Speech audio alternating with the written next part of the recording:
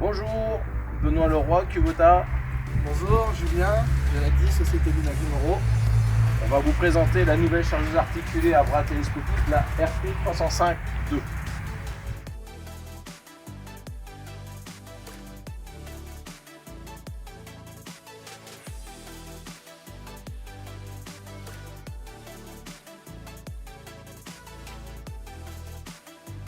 La machine est équipée d'un moteur 4 cylindres 2 litres 4 turbo qui développe une puissance de 66 chevaux et qui est équipé simplement du filtre à particules. Elle n'a pas d'additif. On va avoir une transmission hydrostatique à 2 vitesses power shift qui va nous permettre de pouvoir aller sur la route jusqu'à 30 km/h. Comment est-ce qu'elle peut être équipée cette machine au niveau des 4 portes-outils?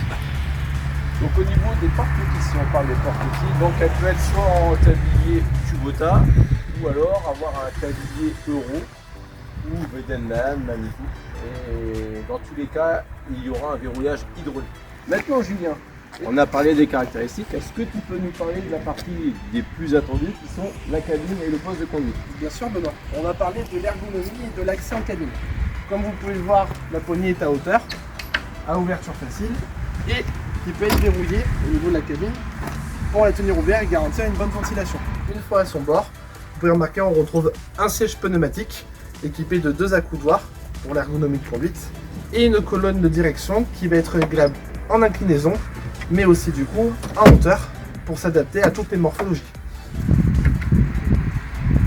Vous retrouvez aussi sur cette machine une seconde vitre latérale à droite qui permet d'être ouvert à fond et bloqué aussi pour toujours garantir une très bonne ventilation. Même sur un modèle cabine non équipé de climatisation, vous allez quand même avoir une très bonne circulation d'air.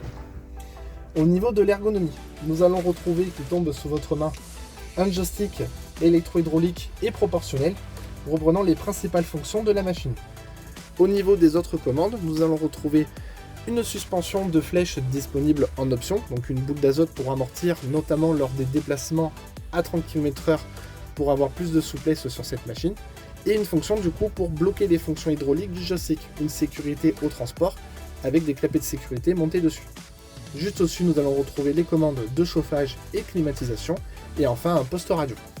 En plus de ces commandes qu'on vient de vous présenter sur le côté droit, vous allez retrouver sur votre montant droit les principales fonctions d'éclairage et d'essuie-glace.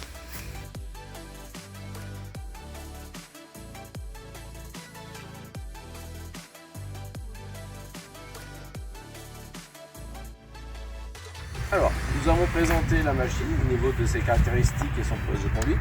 Maintenant Julien, à quel type de client cette machine s'adresse-t-elle? Et bien, suite à cette présentation, Benoît, cette machine va correspondre à des clients polyculture élevage qui vont chercher une machine à la fois compacte, maniable, avec des capacités proches de celles d'un gros tracteur chargeur de 120 chevaux. Et pour terminer, toute l'équipe IMEC de Mouro se tient bien sûr à votre disposition pour toute demande de renseignements, devis ou éventuelle démonstration sur ce type de machine.